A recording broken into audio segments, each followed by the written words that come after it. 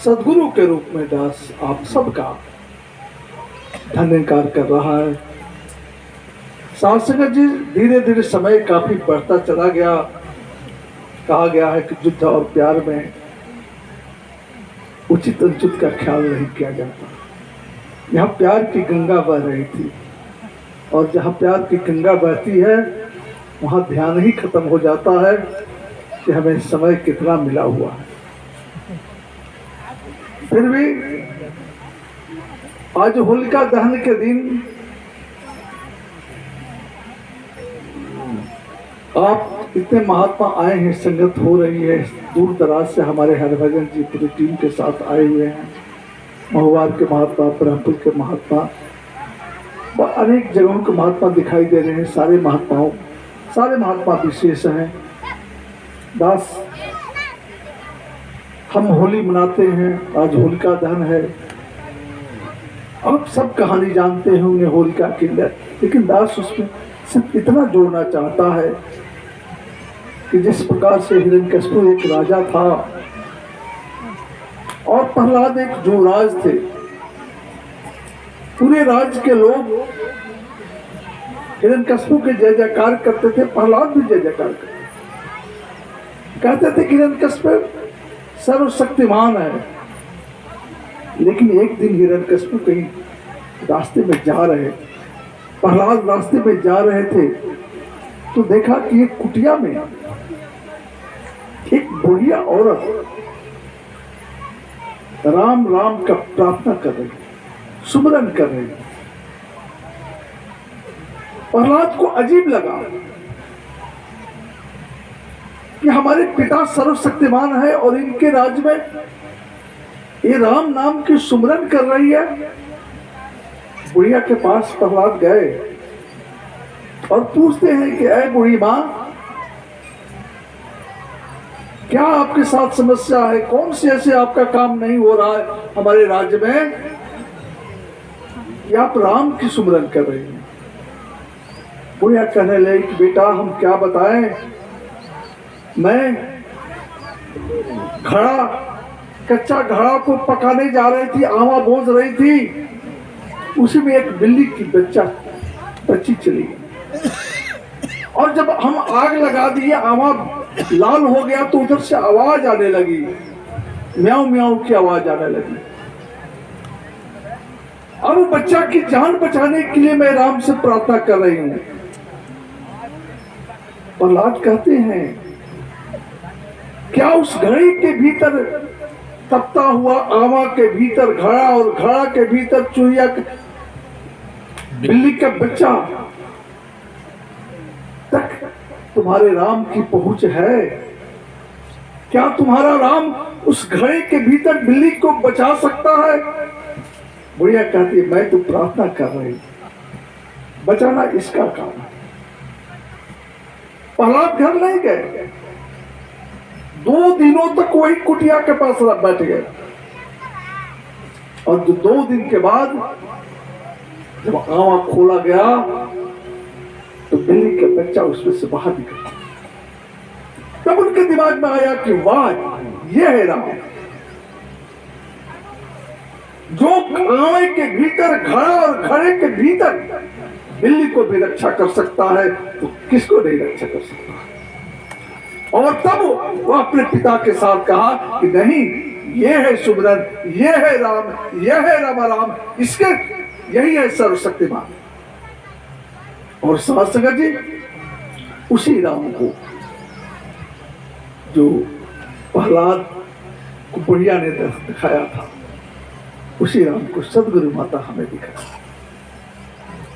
साथ संगत जी, असली होलिका दहन और होली तो हम मन जैसे अभी बता रहे थे महात्मा जी, जिसकी पति साथ होता है तो होली का आनंद और होता है। सदगुरु ने हमें क्या किया है? ये संसारिक पति की बात नहीं हो रही है, ये आत्मा का परमात्मा के साथ मिलन करा दिया है। कहे हरदेव, गुरु कृपा से जब मिले परमात्मा, गुरु की कृपा से जब परमात्मा मिलता है बाबा हरदेव सिंह जी ने कहा है, कहे हरदेव की गुरु के पास है, जब मिले परमात्मा मैं तेरी होली पिया, मैं तेरी होली, यह आत्मा कहती है न, मैं तेरी होली पिया कह उठी है आत्मा। जब यह आत्मा के अंदर इस प्रकार के भाव पैदा हो जाए, मैं तेरी होली पिया कह उठी आत्मा, यही है होली। जब हमारी आत्मा परमात्मा की हो लेती है तो ये होली हो जाती है। साधक जी, ये होली केवल ब्रह्म ज्ञानी ही समझ सकते हैं, ब्रह्म ज्ञानी ही खोल सकते हैं, और बाकी लोग तो प्रहलाद बनने के बदले हिरण्यकश्यप बन रहे थे, जैसे हमारे परम पूज्य महात्मा जी बता रहे। साधक जी, बाबा हरदेव सिंह जी हरदेव वाणी में लिखा है, वो कहते हैं कि अबीर लगाने के लिए, गुलाल लगाने के लिए, बाबा हरदेव सिंह ने साफ कहा है, गुरु के पास होती है मिलवर्तन वाली गुलाल है। ये मिलवर्तन जो है ये गुलाल है, ये मिलने का, एक दूसरे से मिलते रहना, एक दूसरे से मिलने का वादा करना, एक दूसरे के घर पर जाना। घर पर हम नहीं जाना आसान नहीं है, किसी के घर पर जाने से पहले हमारा नाक आ जाता है, हम उसके घर में जाएंगे। हम इतने बड़े आदमी हैं, इतने पढ़े लिखे, इतने दौलत वाले हैं, ऊंची जात वाले हैं, ऊंचे मकान वाले हैं, इतने रोजगार वाले हैं, मैं उसके यहाँ जाऊंगा? यदि बराबर है तो फिर सोच, वो कितने बार मेरे यहाँ आया, मैं क्यों जाऊंगा? मैं तो पिछले बार गया था, वो क्यों नहीं आया? ये तमाम प्रकार की बातें आ जाती है, वहां मिलवर्तन नहीं होता। ये सदगुरु कहता है, ये आज के दिन हमें सदगुरु के पास होती है मिलवर्तन वाली गुलाल है। कौन सी गुलाल है? मिलवर्तन वाली। और जब हम एक दूसरे से मिलने लगे, तो दास को विश्वास है कि दुनिया के आधी समस्या समाधान हो जाए। हम एक दूसरे से मिलते नहीं हैं, एक दूसरे से बातें नहीं करते हैं, दूसरे के सुनी हुई बातों पर विश्वास करते हैं, और हम उसके बदले में हम दूसरी बात करते हैं, दूसरा व्यक्ति उसके पास तीसरा पहुंचाता है, इसलिए आपस में मनमुटाव हो जाता है आपस में। तो साधक जी, ये सदगुरु कहते हैं कि मिलने की आदत डालिए, महात्माओं से मिलते रहिए। दास अपने जीवन की बता रहा है कि दास जब तक 2-4-5 महात्मा से रोज नहीं मिलता है, या 5-6 महात्मा दास के घर नहीं आते हैं, तो लगता है कि आज कुछ कमी रह गई है। महात्मा जब आएंगे तो महात्मा के बहाने हम गुरु की सेवा भी कर लेंगे, महात्मा के बहाने हम भोग भी लगा देंगे, महात्मा के बहाने हम आशीर्वाद भी मांग लेंगे। उस महात्मा के चरण धूलि लगाने के बाद हमारी किस्मत भी बदल सकती है। तो साधक जी, इसलिए महात्माओं को आना जाना बहुत जरूरी है। जो महात्मा एक दूसरे महात्मा के यहाँ जा नहीं सकता है, इसका मतलब कि वह अभिमान की गठरी अपने सिर पर रखा हुआ है और वह जानकारी नहीं करवा सकता। साधक जी, इसलिए बाबा जी कहते हैं कि सदगुरु के पास होती है मिलवर्तन वाली गुलाल। कौन सी गुलाल? मिलवर्तन वाली, जिसको लगाने वाला चलता है प्यार वाली चाल। मिलवर्तन की गुलाल केवल लगा दीजिए, आपके जीवन में प्यार आ जाएगा, प्यार आ जाएगा। और दुनिया में सब चीज हम बहुत तरक्की करते जा रहे हैं, मकानें ऊंची बनती जा रही हैं, लेकिन बैंक बैलेंस मोटा होता जा रहा है, तन भी मोटा होता जा रहा है, लेकिन प्यार घटता जा रहा है। साधक जी, एक बार बाबा हरदेव सिंह कहे थे कि गम यह नहीं कि गिर रही है सिक्के की कीमत, पैसा का मूल्य रोज गिर रहा है पाउंड और डॉलर के मुताबिक। गम यह नहीं है कि गिर रही है सिक्के की कीमत, अफसोस है कि कीमतें इंसान गिरी जा रही है, इंसानों की कीमत गिर रही है, इंसानियत खत्म हो रही है। और उसी इंसानियत, गिरते हुए इंसानियत को कायम करने के लिए आज हमारे सदगुरु माता सुदीक्षा जी पूरे हिंदुस्तान की परिवर्तन करते रही है और हमारे घर तक आती रही है। शास्त्र जी, ये जो मिलवर्तन जो कायम होगा तो प्यार कायम होगा, और जहां प्यार होता है वहां स्वर्ग बसता है, और जहां प्यार नहीं है वहां नरक है। हम लोग बचपन से सुनते आ रहे थे स्वर्ग के बारे में, नरक के बारे में। फोटो दिखाई देता था, ऐसे भला भोंक रहा है, ऐसे आग में जला रहा है, तो बचपन में फोटो देखते थे, ये नरक है, ये स्वर्ग है। दास महात्मा से सुना था, एक महात्मा के मन में भाव पैदा हुआ कि भाई स्वर्ग कैसा होता, नरक कैसा होता। तो दूत कहा कि आप देखना चाहते हैं स्वर्ग? तो हाँ। नरक भी देखना चाहते हैं? तो हाँ, चलिए मैं आपको स्वर्ग और नरक दोनों दिखाता हूं। चलो। फिर उसने कहा एक बात, ये भाई सुनो, हमें पहले नरक दिखाओ, तब बाद में स्वर्ग दिखाना। कहा है तो हम लोग खाना खाते हैं, सबसे बढ़िया चीज लास्ट में खाते हैं कि मुंह बन गया, और इसलिए नरक पहले देख लेंगे, और तो जाएंगे तो स्वर्ग में मन फ्रेश हो जाएगा। नहीं तो स्वर्ग में मन फ्रेश करके नरक में जाएंगे तो मन तो गड़बड़ा जाएगा, इसलिए हमको पहले नरक दिखाओ। ठीक है, नरक में ले गया। एक सुंदर सा बहुत बड़ा हॉल था, कालीन बिछा हुआ था, एसी चल रहा था, धीमी धीमी खुशबू आ रही थी परफ्यूम्स का, टेबल लगे हुए थे, 3600 पकवान लगा हुआ था। कहते कहाँ ला दिया हमको?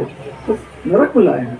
कहते नरक है, इतना सुंदर कालीन बिछाए, एसी चल रहा है और खुशबू रूम परफ्यूम्स लगे हुए हैं, और इतना सुंदर जगह लाया, सैकड़ों प्रकार के पकवान लगे हुए हैं, और तुम कहते हाँ यही नरक है। कहते कैसे? देखना 5 मिनट। और दरवाजा खुला, उसमें से कुछ लोग निकले, म्यूजिक बज रहा था, उस निकले। उन लोगों के हाथ में 1-1 फीट का चम्मच था, और सब वेल्डिंग किया हुआ था, हाथ मोड़ नहीं रहा था, हाथ मोड़ नहीं रहा था। अब कहा गया कि भाई आप लोग खाइए। म्यूजिक बज रहा था, वो लोग खाने की जब कोशिश करे, चम्मच उठावे तो चम्मच से उठकर उधर फेंका जाए, जब मुंह में खाने करे तो दीवार पे चला जाए, किसी को कांटा से किसी कपड़ा फट जाए, किसी का खून बहने लगे, वो सब चिल्लाने लगे, भूख से छटपटाने लगे।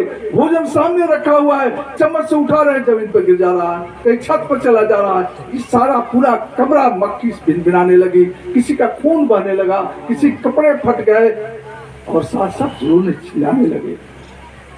कहते यही है नरक। स्वर्ग दिखाइए।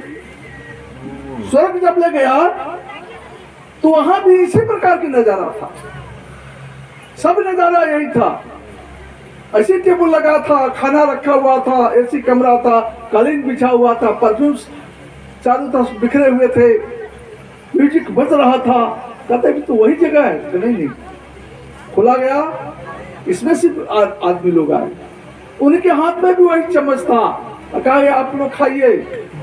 ये लोग डांस करने लगा, और डांस करके चम्मच से उठाता था रसगुल्ला, अपने नहीं खाता था, हर भजन से खिला देता था, और हर भजन जिन करता तो उनको खिला देता था, वो उनको खिला देता था। सबका पेट भर गया, सबका पेट भर गया, सब डांस करने लगे। कहते यही स्वर्ग है, यही स्वर्ग है। जहाँ छीना झपटी है वहाँ नरक है, जहाँ एक दूसरे के प्रति त्याग करने की भावना है वही स्वर्ग है। हम अपने घर को भी स्वर्ग बना सकते हैं, हम अपने घर को स्वर्ग बना सकते हैं। यही कारण है कि निरंकारी मिशन में हर निवाला जाने से पहले हम दूसरे को निवाला देते हैं। एक प्रतीक है कि हमें अपने पेट भरने से ज्यादा उसको सामने वालों को पूजन दे। ऐसा यदि हम करना शुरू कर दें तो हमारी जिंदगी बदल जाएगी, और निरंकारी मिशन का जो संदेश है हर घर घर में पहुंच जाएगा। साथ संगत जी, दास के कहने का मतलब हर जगह स्वर्ग है और हर जगह नरक है।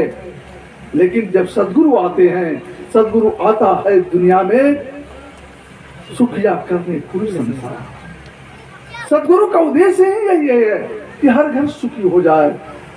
केवल दहारी जी के घर क्यों सुखी होगा, हरि कीर्तन जी का भी घर सुखी।